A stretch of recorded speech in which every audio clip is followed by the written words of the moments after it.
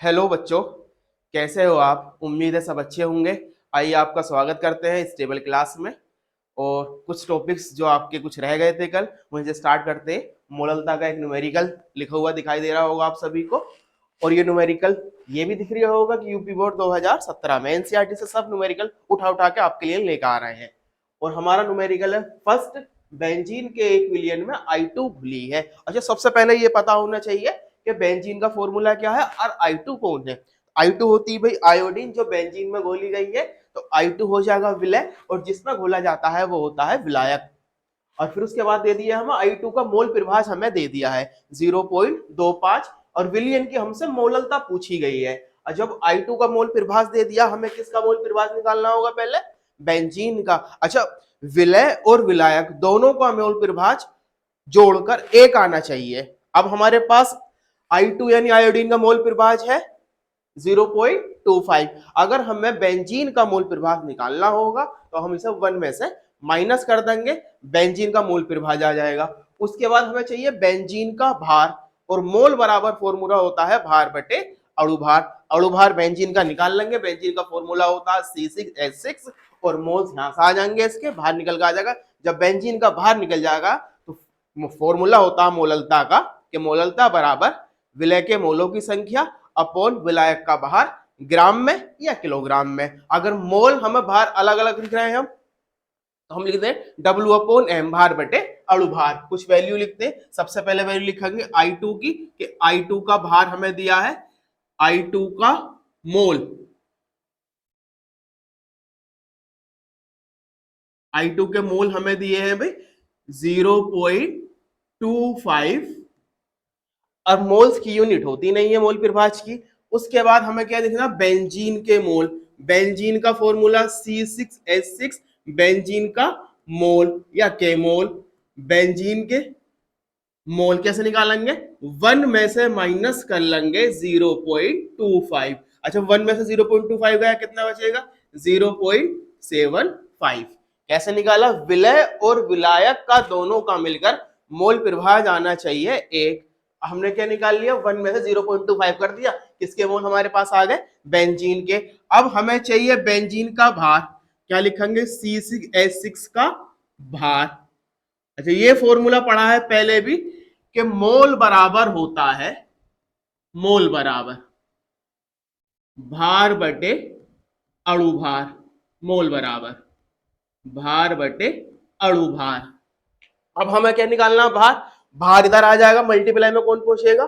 मोल into अणुभार। क्या लिखेंगे यहाँ पर? मोल इंटू अणुभार या गुणा अणुभार। अब मोलों की संख्या तो हमारे पास आएंगी। मोल कितने बेंजीन के? 0.75 इंटू अणुभार बेंजीन का निकालेंगे। यहाँ क्या लिखेंगे? कहीं भी साइड में देख लेंगे कि बेंजीन का फॉर्मूला होता है C6H6। कितने कार्बन दे रखे हैं? 6। कार्बन का परमाणु भार होता है 12। कितने H दे रखे हैं? 6। और H का परमाणु भार होता है 1।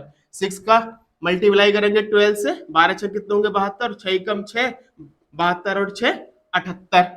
कितना लिख देंगे अभी? अणुभार 78 यानी 78। दोनों की मल्टीप्लाई करेंगे 0.75, और 78 की मल्टीप्लाई करेंगे, कितनी मल्टीप्लाई आएगी? डायरेक्ट लिख देते, मल्टीप्लाई करके देख लेंगे 58.5। ये क्या निकल के आ गया अभी? बेंजीन का भार, और भार वो भी कायम आया है ग्राम में। अब हमसे पूछी गई चीज कही है, विलयन की मोललता निकालिए। और मोललता बराबर फॉर्मूला होता है भाई, मोललता बराबर विलय के मोल, और विलय कौन है यहाँ पर? आयोडीन यानी I2। विलय के मोल अपोन विलायक का भार ग्राम में, विलायक का भार ग्राम में। और विलायक यहाँ पर कौन है? बेंजीन। और बेंजीन का भार भी हमने फाइंड कर लिया, विलायक का भार ग्राम में। विलय के मोल कितने भी हमारे? बड़ी सिंपल सी बात है, विलय विलय है आयोडीन। आयोडीन के मोल सवाल में दे रखे थे 0.25, और विलायक का भार ग्राम में हमारा कितना आया? 58.5। अब ये ग्राम में तो ऊपर क्या लिया जाएगा? 1000। कैलकुलेशन करेंगे। कैलकुलेशन करने का तरीका, ऊपर 2 के बाद पॉइंट है, नीचे 1 के बाद पॉइंट है। पॉइंट से पॉइंट कट होगा, नीचे के साइड एक 0 बढ़ेगा, 0 से 0 काटेंगे। अब उसके बाद क्या करेंगे, 5 से काटो, 5 पंजे 25, 5 से काटो कि 5 ही कम 5, फिर 5 ही कम 5, बचेगा कितना 3, 3 इसके आ जाएगा 5 सत्ते 35। ऊपर कितना बचा भाई, ऊपर हो गया, ये कट हुआ है, ऊपर हो गया 5 की मल्टीप्लाई करोगे 100 से तो हो जाएगा 500, नीचे कितना है 117।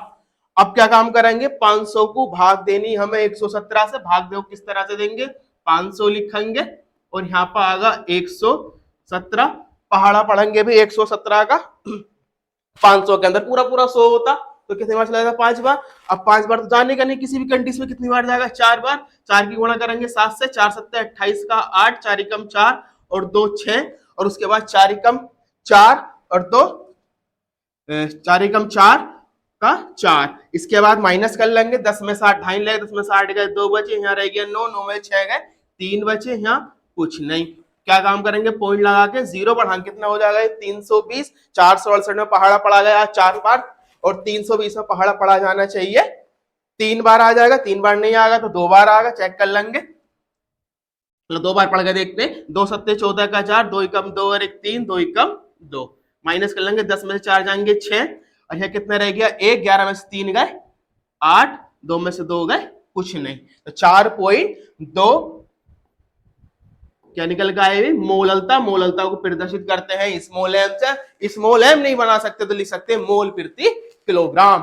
अब दोबारा देख लेंगे, न्यूमेरिकल थोड़ा अलग है एनसीईआरटी से, 2017 में आया हुआ है।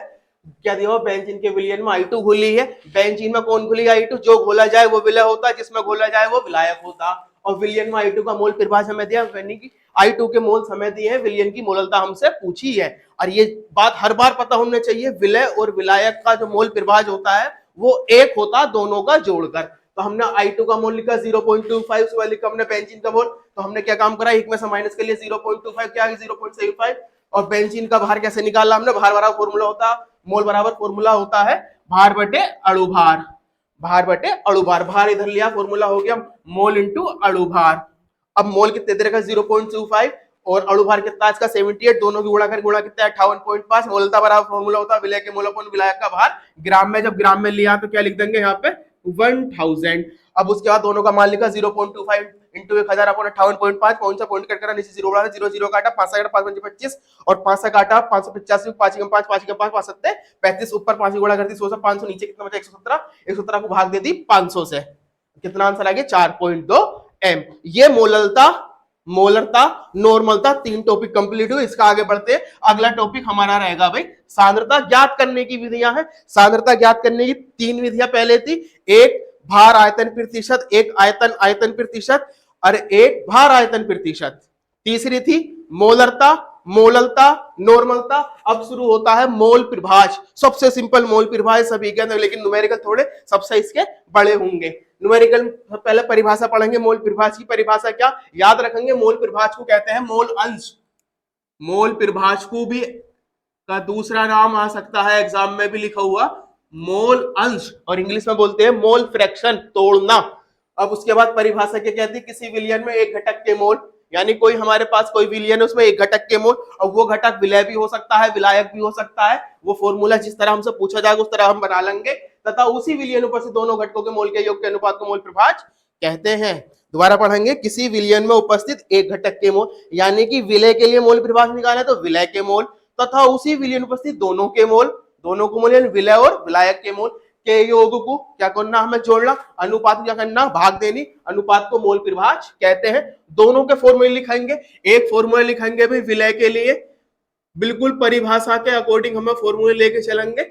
विलय के लिए फॉर्मूला क्या आएगा, फॉर्मूला मोल प्रभाज बराबर, मोल प्रभाज बराबर, मोल प्रभाज को मोल अंश भी कहते हैं और मोल को प्रदर्शित करते हैं भाई एन से। अगर विलय का मोल है तो स्मॉल एन लेंगे, अगर विलायक का मोल है तो कैपिटल एन लेंगे, और एन बराबर होता है W upon M. W upon M, W होता है भार, एम होता है अणुभार। अगर विलय चल लिया तो कुछ इस तरह से आ जाएगा, स्मॉल एन बराबर आ जाएगा स्मॉल डब्ल्यू अपॉन स्मॉल एम। अगर विलायक है तो कैपिटल एन बराबर capital W upon capital M. विलय के मोल, विलायक के मोल, मोल बराबर भार बटे अणुभार। अब उसके बाद परिभाषा समझें, क्या बोला था, किसी विलयन में एक घटक के मोल तथा उसी विलयन में दोनों घटकों के मोल। तो हमने विलय के लिए मोल परिभाषा के लिए मोल परिभाषा बराबर किसी विलयन में एक घटक के मोल यानी कि विलय के मोल तथा उसी विलयन में दोनों घटकों के मोल यानी विलय और विलायक के मोल के योग को जोड़ दिया, अनुपात को भाग दे दी, मोल परिभाष कहते हैं। अब याली वैल्यू इसमें लिख दो और मोल परिभाष को एक्स से प्रदर्शित करते हैं। अगर हम विलय का लिख रहे हैं तो इसे x1 कर देंगे भाई, विलय का लिख रहे हैं x1। अब x1 बराबर फॉर्मूला क्या आएगा भाई, x1 बराबर फॉर्मूला W/m, विलय का मोल क्या हो गया, भार बटे अणुभार। विलय के भार को शो करेंगे स्मॉल w से और अणुभार को शो करेंगे स्मॉल m से। फिर क्या आएगा, स्मॉल w/स्मॉल m। फिर है विलायक के मोल, विलायक के मोल को शो करेंगे कैपिटल W से और कैपिटल M आ जाएगा यानी कि भार बटे अणुभार। कुछ न्यूमेरिकल इससे होंगे जहां पर हमसे विलय के मोल पूछेगा या विलय का मोल परिभाष पूछेगा। एक निकलेंगे हम फिर विलायक के मोल। आइए विलायक के मोल कैसे लिखेंगे, यानी विलायक का मोल परिभाष हमने लिखना, यहां लिखेंगे हम विलायक के लिए, विलायक के लिए। अब मोल परिभाष को याद रखेंगे, मोल अंश भी कहा जाता है। क्या लिखेंगे, मोल परिभाष बराबर, मोल परिभाष बराबर, उसे हमने x1 करा, इसको हम x2 कर देंगे। अब क्या, परिभाषा के अकॉर्डिंग किसी विलयन में उपस्थित एक घटक के मोल यानी कि विलायक के मोलक के तथा उसी विलयन में उपस्थित दोनों घटकों के मोल यानी कि विलय और विलायक के मोल, विलायक और विलय के मोल। अब n बराबर फॉर्मूला पता होना चाहिए, W/m, भार बटे अणुभार। भार को शो करते हैं अगर विलय का है तो स्मॉल w से, अणुभार को शो करेंगे अगर विलय का है तो स्मॉल m से, अगर विलायक का है तो कैपिटल M से। n बराबर क्या आ जाएगा भाई, कैपिटल W/ कैपिटल M, यहाँ क्या आएगा कैपिटल W/ कैपिटल M और यहाँ क्या आएगा स्मॉल w/ स्मॉल m, क्योंकि n बराबर होता है भार बटे अणुभार। दोनों का मोल परिभाष लिखा। कुछ इनके न्यूमेरिकल है जो एनसीईआरटी से लिए गए, उन न्यूमेरिकल को देखते। यह दिखाई दे रही होगा, पहले ही न्यूमेरिकल 2 बार आया हुआ, 2015 2017। अब न्यूमेरिकल ने पूछा क्या है, 40 ग्राम एथिल एल्कोहल तथा 36 ग्राम जल के विलयन में एथिल एल्कोहल जल का मोल परिभाष निकालना। सबसे पहले ये वैल्यू पता होना चाहिए कि न्यूमेरिकल के अंदर विलय कौन है और विलायक कौन है। विलय कौन है, विलायक कौन है। विलय जिसकी मात्रा कम हो विलयन के अंदर वो विलय कहलाता है और जिसकी मात्रा ज्यादा हो वो विलयन के अंदर विलायक कहलाता है। मात्रा देख लो, 40 ग्राम एथिल अल्कोहल है और 36 ग्राम जल है। मात्रा किसकी कम है, जल की, जल हो जाएगा विलय और 40 ग्राम हो जाएगा विलायक। और मोल परिभाष हमसे दोनों का ही पूछा है, नहीं विलय का ही पूछा और विलायक का ही पूछा, और दोनों के मोल परिभाष का योग एक या एक के पास आना चाहिए तो हमारा करेक्ट आंसर है, वरना हमारा गलत आंसर है, कुछ भी कर लो। अब उसके बाद 46 ग्राम एथिल अल्कोहल का भार लिखेंगे, दोनों के अणुभार निकालेंगे। अणुभार निकालने का तरीका वही पुराना वाला, सबके परमाणु भार पता होना चाहिए, सबको आपस में जोड़ दो, अणुभार निकल के आ जाएगा। अब उसके पहले हम क्या लिखेंगे, विलय का भार, विलय का भार, विलय का भार। विलय कौन है भाई, अब हमारा विलय है हमारा जल। जल का फॉर्मूला होता है, बड़ा सिंपल से बात पढ़ते हुआ कब से, जल का फॉर्मूला होता है H2O और विलय के भार को शो करते हैं स्मॉल w से, जिसका मान दिया है, जिसका मान दिया है भाई, जिसका मान दिया है 36 ग्राम, 36 ग्राम। अब हमें क्या चाहिए, विलय का अणुभार चाहिए। अणुभार निकालने आने चाहिए, परमाणु भार पता हो तभी अणुभार निकाल पाओगे। क्या लिखेंगे यहाँ पर, विलय का अणुभार, अणुभार, जल का अणुभार निकालोगे H2O, क्या हो जाएगा, ये जब स्मॉल w है तो इसका क्या होगा स्मॉल m, डायरेक्ट लिखने। अणुभार होगा कितना भाई 18, 18 किस तरह से, ऑक्सीजन O का परमाणु भार होता है 16, H का होता है 1, H दे रखे हैं 2, 16 तो 18, दो वैल्यू हमारे पास आ गई। फिर हमें चाहिए भाई विलायक का भार, विलायक का भार, विलायक का भार। विलायक हमारे पास दिया गया भाई एथिल एल्कोहल। एथिल एल्कोहल का हमें फॉर्मूला पता होना चाहिए, फॉर्मूला होता है C2H5OH। विलायक है तो कैपिटल W से शो करेंगे, जिसका मान हमें दे रखा है भाई, सवाल में देख लेंगे 46 ग्राम। फिर क्या लिखेंगे है भाई हम, फिर लिखेंगे हम विलायक का अणु भार। विलायक का अणु भार, अणु भार निकालने का तरीका वही है कि हमें सबके परमाणु भार पता होने चाहिए कि कार्बन का परमाणु भार होता है 12, ऑक्सीजन का परमाणु भार होता है 16 और हाइड्रोजन का परमाणु भार होता है 1। तो सबकी कैलकुलेशन करो, सबको जोड़ोगे, जुड़का आएगा 46। 46 ये क्या आ गया हमारा भाई परमाणु भार।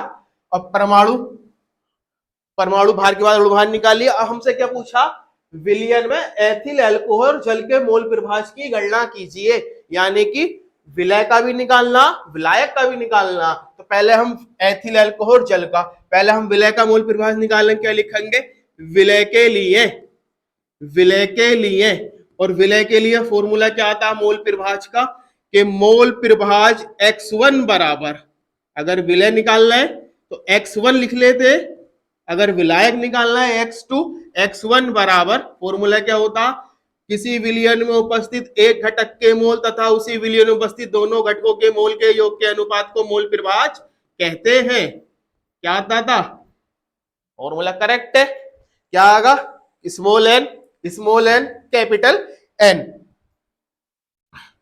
Capital N. अब एन बराबर होता है भार बटे अणु भार, भार को शो करते हैं W से, अणु भार को शो करते हैं M से। अगर विलय का अणु भार है तो M आगा, विलय का भार है तो W आगा, अगर विलायक का भार है तो कैपिटल W आगा, विलय का अणु भार है तो M आगा। अब हमारे पास सभी वैल्यू हमारे पास है। स्मॉल W कितना दिया गया भाई हमें 36 लिख देंगे। स्मॉल M कितना हमारे पास 18, फिर क्या लिखेंगे 36/18, फिर क्या लिखेंगे भाई 46/46। कैलकुलेशन करेंगे 18 दूनी, सबको पढ़ा याद होगा, 18 का 18 दूनी 36, 18 दूनी 36 और 46 कम 46 कितना आ जाएगा, ऊपर बचा 2 नीचे बचा 2 प्लस का 1 यानी कि 2/3। जब 2 को 3 से भाग दोगे, पॉइंट लगा के 0 बढ़ाओगे, 0 का 3 6 18, आंसर आगा 0.66। और याद रखेंगे मोल प्रभाज का कोई भी मात्रक होता नहीं है, मोल प्रभाजा कोई भी मात्रक नहीं होता, सिर्फ डायरेक्ट वैल्यू लिखेंगे। क्या काम करा 2/3, 18 दूनी 36, 18 दूनी 36, 46 कम 46, ऊपर बचा 2 नीचे 2, 2 प्लस 1 कितना हो गया 3, यानी कि 2/3। पॉइंट लगाकर 0 बढ़ाएंगे कितना हो जाएगा 20, 36 18, फिर 2 बचेगा, उसी पॉइंट 0 बढ़ाएंगे 36 18, क्या आता है 0.66। आगे को एक वैल्यू बढ़ा के लिख देते हैं 7। ये काय का मोल प्रभाज आ गया, विलय का। फिर उसके बाद हमें निकालना मोल प्रभाज विलायक का। क्या लिखेंगे, विलायक के लिए, विलायक के लिए। अब विलय के मोल प्रभाज को हमने शो करा भाई x1 से, इसके मोल प्रभाज को शो कर देंगे भाई x2 से। क्या लिखेंगे यहाँ पे कि x2 बराबर, ऊपर क्या आएगा भाई एक घटक के मोल यानी कि विलायक के मोल, दोनों घटकों के मोल यानी विलय और विलायक के मोल के अनुपात को मोल प्रभाज कहते हैं। फॉर्मूला क्लियर होगा। एक घटक कौन होंगे आपके विलायक, दूसरे दोनों घटक आपस में मिलेंगे विलय और विलायक के योग को यानी जोड़ना, अनुपात को भाग देना, ये तो बटेगी लाइन, अनुपात भाग देना के अनुपात को मोल प्रभाज कहते हैं। मान लगाओ सभी के, कैपिटल डब्ल्यू हमारे पास कितना था भाई, कैपिटल डब्ल्यू हमारे पास 46 है और कैपिटल एम भी हमारे पास कितना है 46 है। अनुपात की लाइन ये आ गई, फिर क्या लिखेंगे भाई 46/46, बहुत सिंपल सी कैलकुलेशन। और स्मॉल डब्ल्यू कितना, भार कितना दे रखा है जल का 36, अणु भार जल कितना होता है 18, 40 कम 40, 40 कम 40, 18 दूनी 36 कितना आ जाएगा 1/1 प्लस के 2 यानी कि 1/3। एक के 3 हिस्से निकालो, कितना पॉइंट लगा, 0 बढ़ाओगे कितनी बार जाएगा 3 कम 3, 3 कम 3, 3 कम 3। और मोल प्रभाज की कोई यूनिट होती नहीं है। दो आंसर आए, एक आया 0.66, एक आया 0.33। जब वैल्यू एक साथ सारी आ जाती तो अकॉर्डिंग टू मैथ एक वैल्यू बढ़ा कर लिख देते, या तो इसे 0.34 कर दो, इसे 0.67 कर दो, दोनों को ऐड करोगे दोनों का मोल प्रभाज निकल कर आएगा एक। ऐसे निकाल सकते हैं शॉर्ट तरीका, एक का मोल प्रभाज निकालो विलायक विलायक का, एक में से उसे माइनस कर दो, टाइम बचाना है तो। फिलहाल तरीका समझो, तरीका किस तरीके से हम कर रहे हैं। अब क्या दिया हुआ 90 ग्राम जल में CH3CO, CH3 होता है एसीटोन के कितने ग्राम घुले 5.8 ग्राम घुले, विलयन में जल तथा एसीटोन का मोल प्रभाज याद कीजिए। बिल्कुल जो अभी न्यूमेरिकल किया सेम उसी पैटर्न पे न्यूमेरिकल करेंगे। पहले ये देखेंगे विलय कौन है, विलायक कौन है, एक है 5.8 ग्राम, जिसकी मात्रा कम हो विलय होता है, जिसकी मात्रा ज्यादा हो वो विलायक होता। अब मात्रा कम किसकी है, एसीटोन की मात्रा ज्यादा किसकी है? जल की। जल होगा विलायक, एसीटोन होगा विलय। तो सबके मान लिखेंगे। पहले के लिखेंगे भाई विलय के, विलय का भार, और विलय दिया गया भाई आपका हमें एसीटोन, CH3CO CH3। विलय का भार स्मॉल w बराबर कितना दिया हुआ अभी? 5.8 ग्राम। फिर क्या लिखेंगे हमें? बड़ी सिंपल सी बात है चल रही है, विलय का अणुभार हमें चाहिए। यहाँ लिखेंगे भाई विलय का अणुभार, अणुभार निकालेंगे इस फॉर्मूले के हिसाब से। फॉर्मूला है इसका CH3CO CH3। ये सेकंड केमिस्ट्री में सब कुछ आगा। इसके बनाने की विधि पढ़ेंगे, रासायनिक गुण, भौतिक गुण सब पढ़ेंगे। क्या है समानता शो करता, नहीं करता, किस तरह करता, सब आगा। स्मॉल एम, विलय का अणुभार निकाले, कितना निकल का? कार्बन का होता है 12, 2 कार्बन है 12 12 24, H 3 कार्बन है 12 दिया 36, एक ऑक्सीजन है 36 और 16 जोड़े कितने आ जाएंगे भाई? 36 और 16 52, और 6 कितने आ जाएंगे? 58। अणुभार कितना आ गया इसका? 58। फिर क्या लिखा है? विलायक का भार, जिसकी मात्रा ज्यादा हो विलायक होता है। क्या लिखेंगे यहाँ पे? विलायक का भार, विलायक का भार। विलायक है हमारे पास जल, जल में कौन घोला गया? एसीटोन। जो घुलता वो विलय होता, जिसमें घोला जाता वो विलायक होता। तो विलायक का भार कैपिटल W, कितने ग्राम जल दिया है भाई? 90 ग्राम। और फिर क्या लिखेंगे? विलायक का अणुभार, अभी लिखा था जल का, याद भी कर लो, बार बार इसका यूज आएगा कि विलायक यानी जल, विलायक का अणुभार और जल का अणुभार होता है 18। कुछ अणुभार बार बार दोहराए जाएंगे, जैसे एथिल अल्कोहल का 46 लिखा, जल का 18, ग्लूकोज का 180, सुक्रोज का 342। इसको शो करेंगे कैपिटल एम से, क्योंकि विलायक का अणुभार है। कितना होगा? 18। दोनों के मूल प्रभाज निकालने, विलय और विलायक के। विलयन में जलता था, एसीटोन के मूल प्रभाज याद कीजिए। एसीटोन है विलय और जल है विलायक। क्या लिखेंगे? विलय के लिए, विलय कौन है भाई? एसीटोन। विलय के लिए, विलय कौन है? एसीटोन। या लिख देंगे ब्रैकेट में एसीटोन के लिए, विलय हमारा एसीटोन है, CH3CO CH3। क्या लिखेंगे? x1 बराबर W, small w upon small m, उसके बाद small w upon small m, उसके बाद capital W upon capital M। समझ गए होगा सारी वैल्यू। स्मॉल w का मान कितना दिया हुआ है? 5.8। नीचे कितना आगा? 58। नीचे कितना आगा? सेम वैल्यू है फिर 5.8, नीचे कितना? 58 प्लस के कितना आगा? 90 अपॉन 18। बड़ी सिंपल सी कैलकुलेशन। पॉइंट कट करोगे, जीरो बढ़ाओगे। अब ऊपर हो गया 58, नीचे 580। क्या काम करेंगे? पॉइंट लगा के जीरो बढ़ाएंगे। 580 कम 580, पॉइंट कट करके जीरो बढ़ाओगे तो क्या हो जाएगा? 58। पॉइंट लगा के जीरो बढ़ाओगे, कितना हो जाएगा? 500। 580 कम 580, 0.1। और 18 पंजे 18 का पढ़ा याद हो, क्योंकि जल के यूज बार बार होगा। 18 पंजे 90, यानी कि ऊपर हमारा बचा 0.1, या कितना बचा? 0.1 प्लस के 5। कितना जोड़ना? 0.1 को 5 जोड़ने का तरीका क्या होता? नहीं पता। पॉइंट के नीचे पॉइंट अपने पास से लगाओ। क्या लिखो? 5, एक का एक, पॉइंट का पॉइंट, 5 का 5, 5.1, यानी कि ऊपर कितना रह गया? 0.1, नीचे कितना हो गया? 5.1। पॉइंट से पॉइंट कट करोगे, एक को भाग दो कितने से? 51 से। यहाँ लिखेंगे 1, यहाँ लिखेंगे 51। पढ़ा पढ़ेंगे, पॉइंट लगा के जीरो बढ़ाओगे, नहीं जाने का एक ना जाती का जीरो यहाँ बढ़ेगा, एक जीरो यहाँ बढ़ेगा। अब पढ़ा कितनी बार पढ़ा जाएगा? एक बार। क्या लिखेंगे यहाँ पर? 51 एकम 51, घटाने 10 में से 1 गया, कितने बचे? 9। यहाँ रह गया कितना भाई? 4। 9 में से 5 गए 4, कितने बच गए? 49। पॉइंट, इसी पॉइंट से जीरो बढ़ाओ, कितना हो जाएगा? 490। 490 में 51 को पढ़ना पड़ेगा, यानी 500 मानो इसे, और उससे 50 मानो। कितनी बार जाएगा? 10 बार, लेकिन थोड़ा सा कम है। कितनी बार लिख देंगे? 9 बार। 9 बार पढ़ा, 9 ही कम 9, और 9 पंजे कितना हो जाएगा भाई? 45। घटा कितना बचेगा? 31, और आगे तक करोगे, पॉइंट लगा जीरो बढ़ाओगे, इसी पॉइंट से कितना होगा? 310। कितनी बार पढ़ा जाएगा? 8 बार। कितना आंसर होगा? 0.0198। कितना आंसर लिखेंगे भाई? 0.0198। याद रखेंगे मोल प्रभाज का मात्रक नहीं होता है।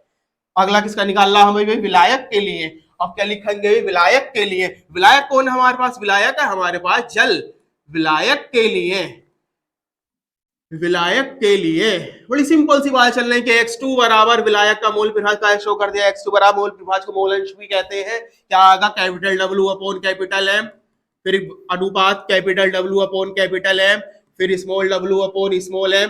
दोनों का सूत्र लगाएंगे। सूत्र के बाद क्या देखेंगे? वैल्यू देखेंगे भाई कितनी कितनी रखी है। और कैपिटल M हमें दिया था भाई, कैपिटल W हमें कितना दे रखा था? कैपिटल W था हमारे पास 90, ये हमारे पास था 18। फिर क्या लिखेंगे? 90 अपॉन 18। फिर क्या लिखेंगे भाई? 5.8 अपॉन 58। कैलकुलेशन कर लो जल्दी से, फटाफट काटेगा। 18 पंजे 90, 18 पंजे 90, पॉइंट लगा के जीरो बढ़ाओगे, यहाँ पॉइंट लगा के जीरो बढ़ाओ, 580 कम 580, कितना आ जाएगा ऊपर 0 पॉइंट, ऊपर आया भाई 5, नीचे कितना आया 5 प्लस के 0.1, दोनों को ऐड करा था, अभी ऐड भी करा था, 5/5.1, पॉइंट कट करके ऊपर 0 बढ़ाएंगे, 50 को भाग देंगे कितने से भाई 51 से। बड़ी सिंपल सी बात है, बड़ी अच्छी कैलकुलेशन है भाई। अगर यहाँ 51 होता, यहाँ 50 होता, पूरा एक बार कट जाता। अब लेकिन एक की कमी है तो क्या करें, कोई लगा 0 बढ़ा, कितनी बार पड़ा जाएगा 9 बार, 9 कम 9, 9 पंजे कितने हो जाएंगे 45, कितना घटा के बचेगा इसके अंदर 41, इसी पॉइंट से 0 बढ़ा दे कितना हो जाएगा 400 तक, कितनी बार पड़ा जाएगा 0.9। पॉइंट के दो संख्या तक करके देख ले करो भाग, आंसर इज क्लियर। कितना आ जाएगा 0.98, दोनों का मूल प्रभाव जोड़ कर देखो, जोड़ का आना चाहिए पूरा 1, अगर आते तक गुणा भाग करोगे तो दोनों की आ जाएगी इक्वल पूरी 1। 0.98 इससे पिछले वाले का क्या आया था, इससे पिछले वाले का 0.198, दोनों को जोड़कर जोड़ का आएगा 1 या 1 के आसपास, बात खत्म। उसके बाद अगला न्यूमेरिकल देखेंगे, अगले न्यूमेरिकल में क्या बोला है भाई, अच्छा चीज चेंज कर दी, सिर्फ एक चीज दी है कि द्रव्यमान अनुसार 6% है यूरिया, हमेशा प्रतिशत मात्रा निकाली जाती है 100 के लिए। अब उन्होंने कह दिया इस 100 में से 6% है यूरिया, 100 में से 6% मतलब यानी 6 ग्राम मोल प्रभाज है। अब बाकी कौन होगा 94, सीधी बात है, किसमें घोला गया होगा यूरिया, कॉमन सेंस की बात है। काय का पूछा, जल का, जल में यूरिया घोला गया, खाद। अब 2 बार न्यूमेरिकल आया हुआ 2016 2017, ध्यान से करेंगे न्यूमेरिकल को, फिर दोबारा चांस आने के। क्या लिखा, यूरिया का एक द्रव्यमान अनुसार 6% है, बिलियन में यूरिया तथा जल का मोल प्रभाज ज्ञात कीजिए। अब पहले पता ये लगाना है विलय कौन है, विलायक कौन है। जिसका मान कम हो यानी जिसकी मात्रा कम हो वो विलय होगा, जिसकी मात्रा ज्यादा हो वो विलायक होगा। सबके भार, अणुभार सब चीज चाहिए, और यूरिया का फॉर्मूला भी चाहिए। और बात ये भी पता हो, सबसे पहले प्रयोगशाला में बनने वाला यौगिक भी यूरिया था, सबसे पहले प्रयोगशाला में बनने वाला भी यौगिक यूरिया ही था। अब यूरिया का फॉर्मूला होता है NH2CO NH2, जल का फॉर्मूला होता है H2O, क्योंकि हमें दोनों क्या निकालने हैं, अणुभार। लिखेंगे भाई, क्या लिखेंगे पहले, यूरिया, या फिर यूरिया लिख के क्या लिख सकते हैं, विलय का भार। यूरिया कौन है हमारा, विलय, क्या लिखेंगे, यूरिया का भार। और यूरिया क्या होता है भाई, विलय क्यों बोल दिया मैंने, क्योंकि इसकी मात्रा दी है 6%, यानी कि जितने प्रतिशत हो उतने ग्राम होगा, क्योंकि हमेशा प्रतिशत मात्रा निकलती है 100 के लिए। तो यूरिया यानी कि विलय, विलय के भार कितना आ जाएगा 6%, यानी कि 6 ग्राम। और फिर क्या लिखेंगे भाई, यूरिया का अणुभार, यूरिया का अणुभार, अणुभार कैसे निकालेंगे, विलय है, विलय लिख दो पहचान के लिए, वरना पता लग गई होगी। विलय जिसकी मात्रा कम, विलय जिसकी मात्रा ज्यादा। विलय इसका यूरिया का अणुभार निकालो, किस तरह से निकालेंगे, फॉर्मूला लिखेंगे इसका NH2CO NH2 निकाल लेंगे भाई। अणुभार कितना है इनका, 14H2, 14 2 16, 14 2 16, 14 2 16, यानी कि 14 2 16, 14 2 16, 16 16 32, और 32 और 16 48, 48 और 12 कितने हो जाएंगे भाई 60। आई बात समझ में, देखो कैसे निकाला, देखो 60 कैसा आया, N का 14, H दे रखे 2, H का परमाणु भार 1, कार्बन का परमाणु भार 12, ऑक्सीजन का फिर 16, N का फिर 14, H दे रखे 2, H का 1, कितना हो जाएगा 14, और 2 1 जा 2 प्लस 12 प्लस 16 प्लस 14 और प्लस 2, क्या करा 14 और 2 16, 14 और 2 16, 16 16 32, 32 और 16 48, 48 और 12 60। यही बोला था क्या बाबा, ये बोला था बाबू 60 का 60। कितना अणुभार लिखेंगे यहाँ पे 60। उसके बाद हमें क्या चाहिए, विलायक, यानी कि विलायक कौन है यहाँ पर, जल, क्या लिखेंगे, जल का भार, जल का भार जिसकी मात्रा ज्यादा हो वो विलायक होता है। यहाँ पे हमारा विलायक है जल, जल के भार को शो करेंगे कैपिटल W से। कैसे निकालेंगे कि 6% यूरिया है, यानी कि 6 ग्राम यूरिया है, 100 में से 6 निकाल दो, कितना बचेगा भाई 94, यानी कि 94 ग्राम कौन हो गया हमारे पास, जल। और फिर क्या लिखेंगे भाई, जल का अणुभार, जल कौन है, फिर वही बात आती है, जल है आपका हमारा विलायक। जल का यहाँ लिख, चाहे H2O फॉर्मूला लिख दे करो, चाहे विलायक लिख दो, शो करेंगे कैपिटल M से। बार बार वही बात कि जल के अणुभार को शो करते हैं या जल का अणुभार होता है भाई 18। क्या लिखेंगे? विलय के लिए, दोनों का मोल प्रभाज पूछा भाई, विलय के लिए। विलय कौन है हमारे पास? विलय हमारे पास यूरिया। यूरिया का फॉर्मूला होता है, याद भी कर लियो, और प्रयोगशाला में बनने वाला प्रथम यौगिक था, इंपॉर्टेंट भी है। अब मोल प्रभाज का फॉर्मूला लिखेंगे भी, मोल प्रभाज बराबर होता है, मोल प्रभाज बराबर होता है, मोल प्रभाज को शो करते हैं विलय के x1। मोल प्रभाज लिख दो, मोल प्रभाज को मोल अंश भी कहते हैं। क्या फॉर्मूला आएगा? स्मॉल डब्ल्यू अपॉन स्मॉल एम, और फिर स्मॉल डब्ल्यू upon small m plus capital W upon capital M, सबके मान लगा दो। स्मॉल डब्ल्यू हमें दे रखा 6, और अणुभार है इसका 60, फिर 6 अपॉन 60, फिर 94 अपॉन 18। बड़ी सिंपल सी कैलकुलेशन है, पॉइंट लगाकर इसमें जीरो बढ़ाएंगे 60, 60 कम 60, पॉइंट लगाकर सेम वही चीज है, जीरो बढ़ाएंगे 60 कम 60, 18 को 84 काटेंगे, 18 पंजे 90, कितने बचे? 4। उस 4 में पॉइंट लगा जीरो पढ़ाएंगे, माइंड में कैलकुलेशन करेगा, बहुत फास्ट हो जाएगी। कितना हो जाएगा ये? 40, 40 18 दूनी 36, कितना बचेगा? फिर 4, फिर 18 दूनी 36, यानी ऊपर आ गया भाई हमारा 0.1, नीचे हमारा 0.1 प्लस के 5.22, 5.22, 5.2 में कितना जोड़ना है अभी हमें? 0.1 हमें जोड़ना है, 5.2 में को हमें 0.1 जोड़ना है। कितना आगा भाई जोड़ के ऊपर? 0.1 ही रहेगा, यहाँ आगा 0, यहाँ आगा भाई दोनों को अगर जोड़ोगे आपस में 0.1 को 5.2 में, तो कितना आ जाएगा जोड़ के? सीधी सी बात है 5.32। नहीं आई बात समझ के? है जोड़ा, जोड़ने का तरीका क्या है भाई? 0.1, पॉइंट के नीचे पॉइंट लगाओ, यहाँ कितना था 5, यहाँ कितना 2, यहाँ कितना 2, 2 के ऊपर कितना 2 और 1 3, और 5 और 0 5, 5.32, ऊपर 1 के बाद पॉइंट, नीचे 2 के बाद पॉइंट, पॉइंट से पॉइंट कट करेंगे, कितना बचेगा ये? 10 अपॉन 532। क्या काम करेंगे? 10 को भाग देंगे 532 से, देखो किस तरह भाग देंगे भाई, 10 को भाग देनी हमें 532 से, ये तो चीज समझ में आ गई होगी। 10 को भाग देनी हमें 532 से, क्या लिखेंगे यहाँ पे? 10, यहाँ पे क्या आएगा भाई? 532, पॉइंट लगा के, बड़ी सिंपल सी बात है, जीरो बढ़ाओगे भाई, बड़ी पुरानी बात हो गई, फिर एक जीरो यहाँ बढ़ेगा, एक जीरो यहाँ बढ़ेगा, 500 दूनी कितने होते? 1000, ये 32 फालतू, 2 बार पढ़ा नहीं पढ़ा जाएगा, पढ़ा जाएगा एक बार। क्या लिखोगे यहाँ पे? 532 माइनस करोगे, कितना बचेगा? 468, पॉइंट इसी पॉइंट से जीरो बढ़ा दो, कितना हो जाएगा? 4680। कितनी बार पढ़ा जाएगा? 9 बार। अब 9 बार कैसे पढ़ा जाएगा वो भी देख लो भाई, 9 बार पढ़ा कैसे, किस तरह पढ़ा जाना है। 9 की गुणा कर लेंगे, कितने से? 532 से, 9 दूनी कितने होते? 18, 9 कितने होते? 27, 27 और 1 28 का 8, 9 पंजे 45, 45 और 2 47, ज्यादा हो रही है। तो पहाड़ा कितनी बार पढ़ाना चाहिए भाई? 8 बार। दोबारा देखेंगे, 9 दूनी 18, 9 तिया 27 और 1 28, 9 पंजे 45 और 1 46, घटा के ठीक है, 10 में से 2 गए 8 बचे, 9 में से 3 गए 6 बचे, या कितना रह गया? 9, 9 में से 4 गए 3, तो कितनी बार पढ़ा जाना चाहिए भाई? इसका पहाड़ा हमारा पढ़ा जाएगा कितना घटा के बचेगा? 468 पहाड़ा पढ़ा जाएगा भाई 8 बार। 8 दूनी 16, 8 तिया 24 और 1 हासिल के कितने हो जाएंगे? 25, और 8 पंजे 40, 8 देखो भाई एक मिस्टेक रह रही बार बार, 468 बजाता, पॉइंट लगा के 0 बढ़ाया, 8 बार पहाड़ा पढ़ा गया, 8 दूनी 16 का 6, 8 तिया 24 और 1 25, 8 पंजे 40 और 2 42, घटा लो, 10 में से 6 गए 4 बचे हैं, कितना रह गया? 7 17, यानी 7 में से 5 गए 2, 6 में से 2 गए 4, यहाँ कुछ नहीं, पॉइंट लगा के 0 बढ़ाओगे, कितना हो गया? 4240, ऊपर कितना है? 4256 पहाड़ा पढ़ा जाना चाहिए एक बार। आंसर इस कितना आ जाएगा भाई?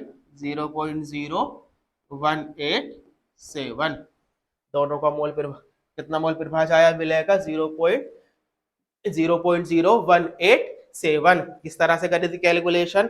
ऊपर 0.1 था, नीचे 0.1 प्लस 5.22, दोनों को आपस में जोड़ दिया, 0.1 5.32, पॉइंट लगा के ऊपर 0 बढ़ाया, ऊपर हो गया 10, यानी ऊपर 1000 एक बार पढ़ा गया, घटा के बच गया 468। 468 में 9 बार पढ़ा नहीं आया था, क्योंकि 9 बार कितनी बैठ रही थी, हालांकि मुझे लग गया था कि 9 बार पढ़ा जाएगा। अब भी एक बार चेक कर लेते हैं, 9 बार 532 की 9 से गुणा कर दो, 9 2 18, 9 27 और 1 28, 9 5 45 और 2 47, 47, जबकि हमारा आ रहा घटाया हुआ ठीक है, घटाया हुआ ठीक है बिल्कुल, 400 68 करेक्ट है। आगे निकाला हमने विलायक का मूल परिभाष। विलायक के मूल परिभाष के क्या लिखेंगे भाई, x2 बराबर capital W upon capital M, फिर capital W upon capital M, फिर छोटा सा W अपॉन छोटा सा M।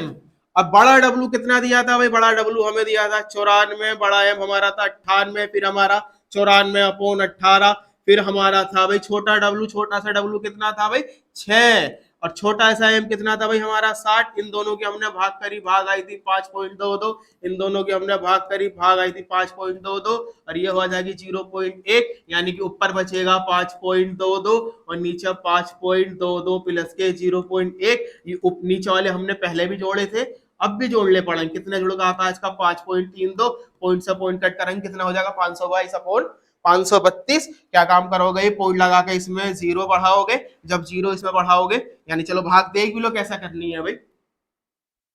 ऊपर कितना है ये 522 या कितना 532, बड़ा थोड़ा सा फर्क दे रहा है न्यूमेरिकल में, अगर पूरा पूरा कट जाए वरना एक बार अगर 532 होता या 522 होता, क्या काम करेंगे, पॉइंट लगा के यहाँ जीरो बढ़ाएंगे, ये हो जाएगा 5220। कितनी बार पढ़ा चाहिए, 9 बार, 9 बार पढ़ा के 9 दूनी 18 और 9 तिया 27 और एक हासिल का 28, 9 पंजे 45 और 2 47, माइनस कर लेंगे 10 में से 8 गए, 2 बचे 11 रह गए, 11 में से यानी 1 रह गया, 11 में से 8 गए, कितने बचे 3 बचे हैं, कितने रह गया 1 रह गया, यानी 11 में 7 गए, कितने बच गए भाई 4 बच गया, 4 में 4 गए कुछ नहीं गया, पॉइंट लगा के जीरो बढ़ाओगे। कितनी बार पढ़ा बढ़ाना चाहिए, पढ़ा बढ़ाना चाहिए 8 बार। कितना आंसर आ जाएगा, पढ़ा पढ़ के देखोगे 0.98। और ऐसा ना निकाल सकते तो बड़ा सिंपल था, जब पेपर में टाइम की कमी लगे तो सिर्फ एक का मूल परिभाष निकालियो, विलय या विलायक का, क्योंकि दोनों के मूल परिभाष का योग आता है एक में से दूसरे वाले को माइनस कर दियो, दूसरे का मूल परिभाष सेकंड में निकल के आ जाएगा। आगे देखते हैं आगे क्या दिया गया। आगे क्या दिया, एथिल अल्कोहल जल के मिश्रण में भार अनुसार 54%, जो न्यूमेरिकल अभी दिया था बिल्कुल सेम उसी पैटर्न पे है, बस वहां पे यूरिया था 6%, यहाँ पे कौन है भाई भार अनुसार 54% जल है, यानी कि 54% मात्रा हमेशा 100 के लिए निकाली जाती, 100 में से 54% जल हो गया, 54 ग्राम जल हो गया, बाकी का 46 कौन बचा, 46 बचा एथिल अल्कोहल, जिसकी मात्रा कम हो वो विलय होगा, जिसकी मात्रा ज्यादा हो वो विलायक होगा। क्या लिखेंगे भाई, विलय का भार, सबसे पहले विलय का भार, चलो विलय के लिख देते, विलय कौन है, जिसका मान कम हो विलय होगा, क्या लिखेंगे विलय का भार, विलय है यहाँ पे भाई एथिल अल्कोहल यानी कि C2H5OH। स्मॉल w कैसे निकालेंगे, 100 में से माइनस होगा ये वाला 54, 100 में 54 कितने बचे भाई 46 ग्राम। फिर क्या लिखेंगे, विलय का अणु भार, विलय का अणु भार, अणु भार सबसे पहला न्यूमेरिकल मोल परिभाष के अंदर हमने एथिल अल्कोहल के करा था, एथिल अल्कोहल का फॉर्मूला होता है C2H5OH। सेकंड पेपर के में पढ़ोगे भी, सेकंड केमिस्ट्री यानी कार्बनिक रसायन के अंदर बड़े अच्छे से डिटेल में दिया गया। अणु भार होता है इसका 46, इसके रासायनिक गुण भौतिक गुण सब पढ़ने और सारे इंपोर्टेंट है, एग्जाम में पूछे जाते हैं। उसके बाद क्या निकालेंगे भाई हम, विलायक का भार, विलायक कौन है भाई हमारा जल, जल का फॉर्मूला सभी को याद होगा, कैपिटल W, विलायक का भार कितने प्रतिशत दे रखा 54, तो 54 ग्राम हो जाएगा। फिर क्या लिखेंगे हम, विलायक का अणु भार, विलायक का अणु भार यानी कि H2O यानी कि कैपिटल M, और विलायक का याद कर लो 18 होता, बार बार आ रही है।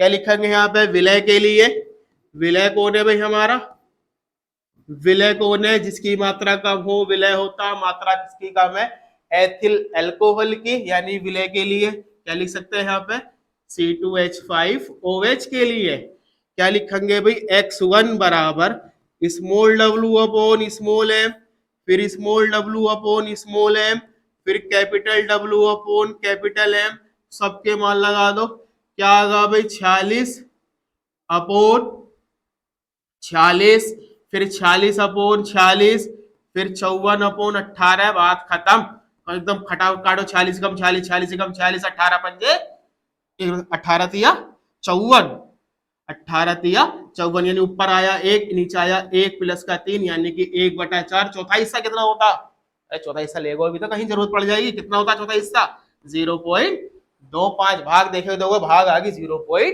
0.25। अगर हमें विलायक का निकालना होता, हमारे पास टाइम की कमी है, तो विलायक है हमारे 0.25, दोनों का मोल प्रभाज होता है 1, तो क्या माइनस कर देते, 1 में से माइनस करते 0.25, आंसर कितना आता, 0.75। देख लो कैसा आता।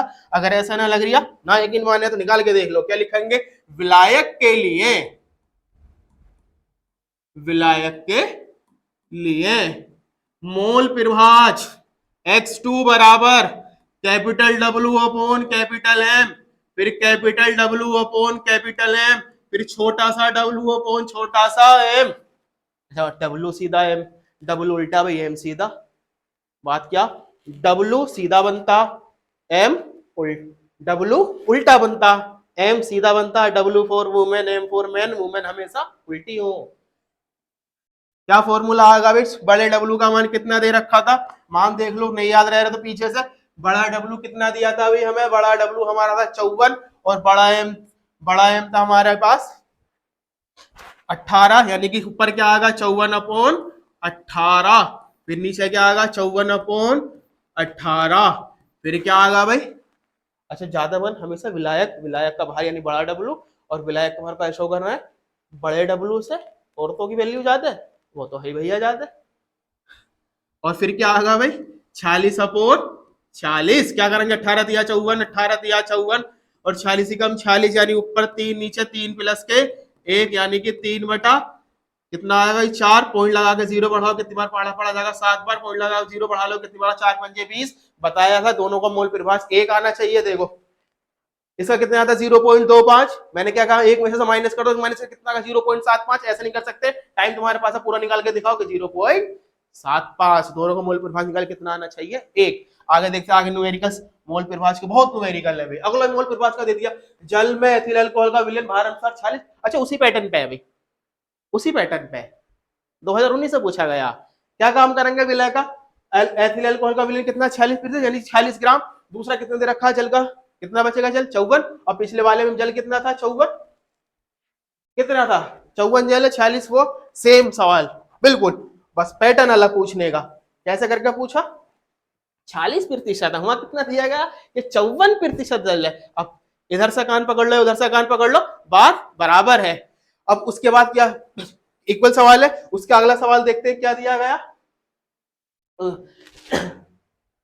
अगले सवाल में भी 46 ग्राम एथेनॉल में 54 ग्राम जल है। अच्छा बात ये भी वही है भाई 2024, यानी पिछले साल ही सवाल ये पूछा गया 2024 में 40 ग्राम एथेनॉल में 54 ग्राम जल है। वह प्रतिशत मात्रा के रूप में दे दिया था, यहाँ दोनों की वैल्यू अलग अलग दे दी। 46 ग्राम हुआ एथिल अल्कोहल आया था, जब 54% जल दिया था, तो 40 ग्राम कौन आया एथिल अल्कोहल, या जब 40% एथिल अल्कोहल दिया गया था 54% कौन आ गया, यानी 54 ग्राम कौन आ गया जल। आपको दोनों अलग अलग लिख दिया, बात वही, एक आंसर आगा 0.25, एक आंसर आगा 0.75। आगे देखते हैं आगे क्या दिया हुआ, अभी बहुत सारे न्यूमेरिकल्स हो गए मोल प्रभाज के। उसके बाद देखेंगे अभी क्या दिया गया, विलयनों के अणु संख्या गुणधर्म, यानी कि सांद्रता का टॉपिक हमारा फिनिश हुआ। सांद्रता के टॉपिक में क्या क्या पढ़ा, सांद्रता प्रदर्शित करने की विधियां, यानी कि विलय का हम पता लगा दें विलय कितना है, वो सांद्रता होती है।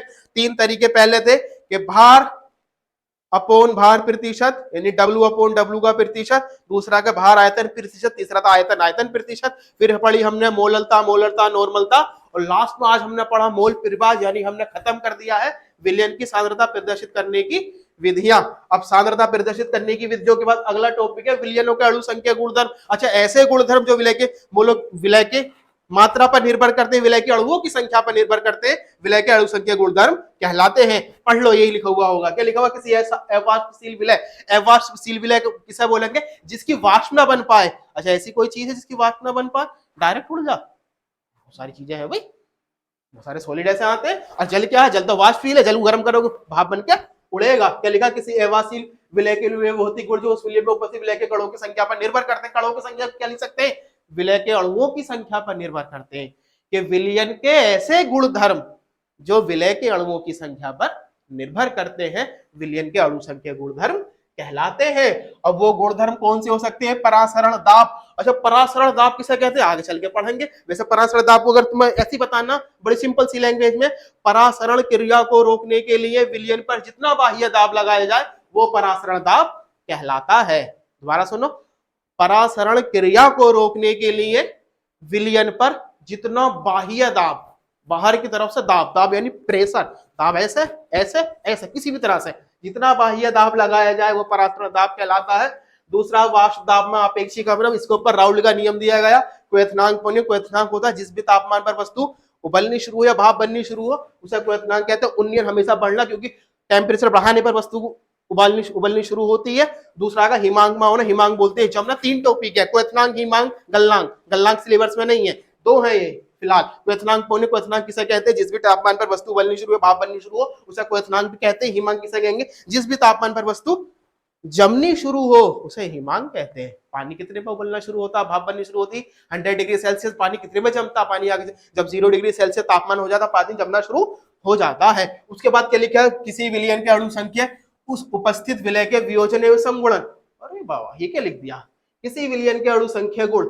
अच्छा, किसी विलयन के ऐसे अणु संख्या गुणधर्म या गुण जो विलय के वियोजन, वियोजन मानी टूटना, संगुणन जुड़ना यानी जुड़ने और टूटने पर भी निर्भर करते हैं, वो विलयन के अणु संख्या गुणधर्म कहलाते हैं।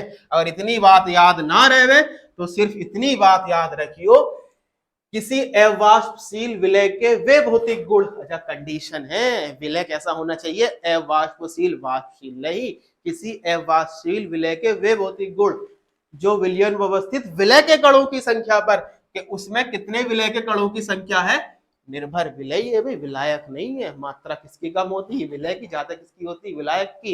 विलायक के बाहर को शो कर रहे थे डब्ल्यू से, यानी कि मूवमेंट की मात्रा ज्यादा बताई थी, हाँ मात्रा, लेकिन डिमांड हमेशा किसकी है, मैन की। मैन सारे काम संभालता, एम फॉर मैन।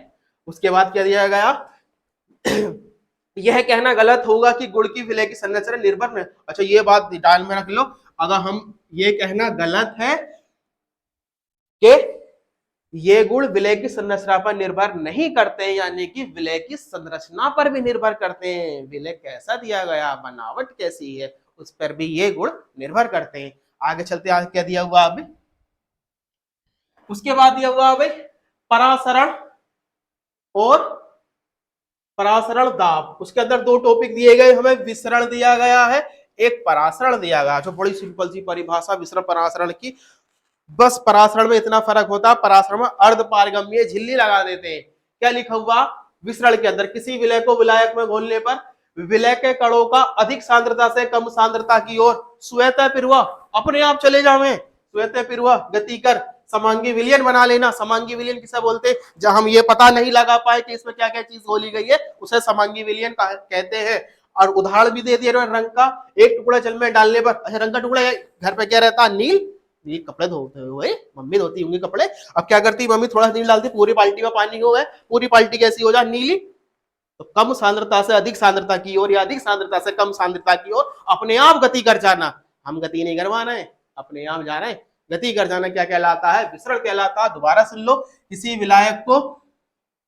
विलय को विलायक में घोलने पर, कोई विलायक है, मात्रा जिसकी ज्यादा है वो विलायक होगा, विलय में घोलने पर अधिक सांद्रता से कम सांद्रता की ओर गति करना, यानी अधिक सांद्रता से, अच्छा इसमें ये बात भी हो सकती है भाई, अधिक सांद्रता से कम सांद्रता की ओर या कम सांद्रता से अधिक सांद्रता की ओर अपने आप गति कर जाना, विसरण कहलाता है। एग्जाम्पल दिया गया कि रंग का एक कोई तुम्हारे पास टुकड़ा है, उस टुकड़े को पानी में डाल दो, पूरा रंग कैसा हो जाएगा, पूरा पानी रंगीन हो जाएगा, रंगहीन नहीं रंगीन।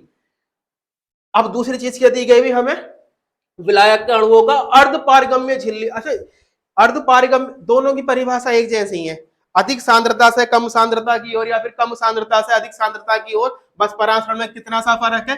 तुम्हारे पास कोई विलयन है, तुमने क्या काम कर दिया, इसमें एक झिल्ली लगा दी गई, झिल्ली भी कैसी लगाई है, अर्ध पारगम्य झिल्ली। अभी आगे पढ़ेंगे अर्ध पारगम्य झिल्ली की, बड़ा अच्छा एग्जाम्पल है, घर पर आटा छन्नी होती है, आटा छानती होंगी मम्मी, आटा जब छानेंगे ऊपर क्या रह जाए, छानस। मात्रा कम किसकी होती है हमेशा, विलय की, ज्यादा मात्रा किसकी होती है, विलायक की। जो विलायक के अणुओं को तो आर पार करते हैं, औरतों की इधर से उधर भेज दे, औरतों के बाहर W फॉर वुमेन, यानी कि विलायक के अणुओं को तो आर पार करते हैं, लेकिन विलय के अणुओं को आर पार नहीं कर पाए, वो अर्ध पारगम्य झिल्ली होगी। अब इसमें एक तरफ है भाई विलय के अणु, या फिर एक तरफ है अधिक सांद्रता के अणु और एक तरफ है कम सांद्रता के अणु। परासरण की परिभाषा एक बार फिर पढ़ लो कि विलायक के अणुओं का अर्ध पारगम्य झिल्ली में से होकर शुद्ध विलायक से विलयन की ओर अथवा तनु विलयन से तनु तनु विलयन से सांद्र विलयन की ओर कुल स्वतः पिरुवा यानी अपने आप चले जाना परासरण कहलाता है। अब हमने सिर्फ क्या काम करा भाई, अपने आप गति हो रही है, सिर्फ कंडीशन क्या है, विसरण में अर्ध पारगम्य झिल्ली नहीं होती है, अपने आप गति करके पहुंच जाते हैं अधिक सांद्रता से कम सांद्रता की ओर, कम सांद्रता से अधिक सांद्रता की ओर। और यहाँ पर क्या, यहाँ पर अर्ध पारगम्य झिल्ली लगाई जाती है, विलायक के अणु विलयन की तरफ पहुंचेंगे, फिर अधिक सांद्रता से कम सांद्रता की तरफ पहुंचेंगे, किसके थ्रू, इस अर्ध पारगम्य झिल्ली के थ्रू, अर्ध पारगम्य झिल्ली के थ्रू कौन पहुंचेंगे, अणु किसके, विलयन या विलायक के, या फिर अधिक सांद्रता वाले अणु कम सांद्रता की तरफ, या फिर कम सांद्रता वाले अणु अधिक सांद्रता की तरफ। ये क्या होगा भाई हमारा परासरण। अब उसके बाद जो बात बताई थी भाई आटा छन्नी वाली, आटा छन्नी है अर्ध पारगम्य झिल्ली, दिमाग में क्या बिठा के चलोगे, अर्ध पारगम्य झिल्ली आटा छन्नी। आटा छन्नी की बड़ी सिंपल पहचान, आटा छानोगे, छानस ऊपर रहेगा और आटा नीचे रहेगा, जो छाना है मात्रा किसकी ज्यादा है, जो नीचे गई है वो क्या होगा, विलायक, और जिसकी मात्रा कम हो वो कौन है, छानस, जो छन्नी के ऊपर आ गया। यानी कि परिभाषा क्या लिखोगे, ऐसी झिल्लियां जो विलायक के अणुओं को तो आर पार कर देती हैं लेकिन विलय के अणुओं को आर पार नहीं कर पाती हैं, अर्ध पारगम्य झिल्ली कहलाती है। देख लो यही लिखा हुआ होगा, दिए गए उदाहरण स्पष्ट है कि इसे छोड़ो, अर्ध पारगम्य झिल्ली का होना अनिवार्य है, बिना अर्ध पारगम्य झिल्ली के तो परासरण होने गई ना। क्या लिखा, वे झिल्लियां जिनमें केवल विलायक के अणु आर पार निकल जाते हैं, बात वही बताई थी, आटा छन जाता परंतु विलय के अणु आर पार नहीं निकल पाते, यानी कि छानस नहीं निकल पाता, जिसकी मात्रा कम हो वो विलय है, जिसकी मात्रा ज्यादा हो विलायक है, अर्ध पारगम्य झिल्लियां कहलाती। अर्ध पारगम्य झिल्ली कितने प्रकार की होती है भाई, अर्ध पारगम्य झिल्ली types of semi permeable membrane, दो प्रकार की होती है ये। अब दो कौन से प्रकार है इनके, एक तो होंगी मानव निर्मित, इसे बोलेंगे संश्लेषित अर्ध पारगम्य झिल्ली, एक होंगी प्राकृतिक जो नेचर से मिल रही, एक होंगी भाई प्राकृतिक अर्ध पारगम्य, नाम बहुत बड़ा है भाई इसका, तो हम तो आटा छन्नी कह रहे हैं, छोटा सा नाम एकदम याद रहेगा। अब प्राकृतिक झिल्लियां क्या होंगे, जो हम नहीं बना रहे, अपना बन रही है, जब बकरे का आमाशय है, बकरे का मांस निकालिए फाड़ के देखिए वो छन जागी चीज है उसमें। दूसरा क्या होगी, संश्लेषित अर्ध पारगम्य झिल्ली, संश्लेषित संश्लेषित अर्ध पारगम्य झिल्ली।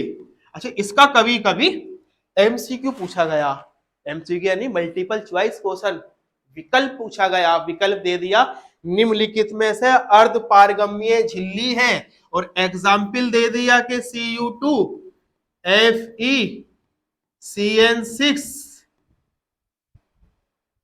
CN6 कि निम्नलिखित में से अर्ध पारगम्य झिल्ली है, बहुत सारे एग्जाम्पल दे दिए, इसमें लिख दिया बकरे का आमाशय है, बकरे का आमाशय है, ये तो खैर इसका तो कभी पूछा ही नहीं गया है, लेकिन विकल्प पूछा गया है भाई इसका कि संश्लेषित अर्ध पारगम्य झिल्ली निम्नलिखित में से है, तीन ऑप्शन दे दिए गलत, एक में लिख दिया Cu2 FeCN6, तो याद रखेंगे एग्जाम्पल होता है संश्लेषित अर्ध पारगम्य झिल्ली का Cu2 FeCN6, जब पढ़ोगे इसका नाम ही बताओगे, फर्स्ट बुक का लास्ट चैप्टर कोऑर्डिनेशन कंपाउंड, उपसह संयोजी यौगिक का अकॉर्डिंग नाम बता दें ऊपर, हेक्सासाइनोफेरेट 4, ये नाम आ गया इसका।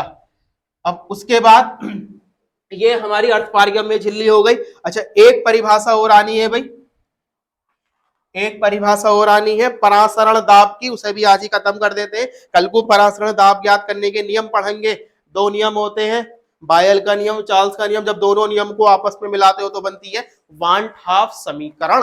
अब उससे पहले लेकिन हमें पढ़ना होगा परासरण दाब, परासरण दाब, परासरण हमने पढ़ लिया है, अब बाबू पढ़ना है परासरण दाब। अब परासरण क्रिया को रोकने के लिए विलयन पर जितना बाह्य दाब लगाया जाए वो परासरण दाब कहलाता है। क्या परिभाषा लिखेंगे इसकी, परासरण दाब की परिभाषा लिखेंगे भाई, परासरण दाब की कि परासरण परासरण क्रिया को परासरण क्रिया को रोकने के लिए विलयन पर जितना जितना बाह्य दाब लगाया जाता है, जितना बाह्य दाब लगाया जाता है, बाह्य दाब लगाया जाता है, वह विलयन का परासरण दाब कहलाता है। परासरण दाब कहलाता है। क्या लिखा? परासरण क्रिया को रोकने के लिए विलयन पर जितना बाह्य दाब लगाया जाता है विलयन का परासरण दाब कहलाता है। परासरण दाब ज्ञात करने की एक विधि है बर्कले हार्टले विधि। दो साइंटिस्ट थे बर्कले और हार्टले, उन्होंने एक अपैरेटस तैयार किया तो उसके अंदर ये बताएगा परासरण दाब कैसे ज्ञात कर सकते हैं। फिर परासरण के नियम आएंगे, बायल का नियम, चार्ल्स का नियम, दोनों नियमों को मिलाकर समीकरण बनेगी पीवी बराबर एनएसटी या पीवीएम बराबर डब्ल्यूएसटी। उसके न्यूमेरिकल्स है जो अगली क्लास में हम भाई करेंगे। Thank you, have a nice day.